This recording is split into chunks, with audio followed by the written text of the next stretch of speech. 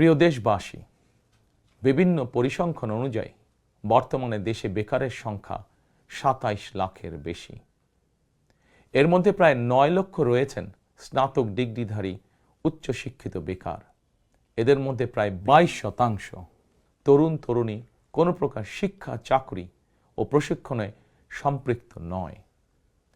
এই বিপুল সংখ্যক বেকারের অধিকাংশই ১৫ থেকে ২৯ বছর বয়সী। ১২ ফেব্রুয়ারি নির্বাচনে জনগণের রায় বিএনপি সরকার গঠন করতে সক্ষম হলে বিএনপি শিক্ষিত তরুণ তরুণীদের জন্য ৬ মাস থেকে সর্বোচ্চ ১ বছর কিংবা কর্মসংস্থান না হওয়া পর্যন্ত বিশেষ আর্থিক ভাতা প্রদান করার সিদ্ধান্ত নিয়েছে। আমরা মনে করি এই বেকার ভাতা হয়তো একজন শিক্ষিত বেকারকে সে উদ্যোগে কর্মসংস্থান সৃষ্টির ক্ষেত্রে সক্ষমতা অর্জনেও সহায়ক ভূমিকা রাখবে।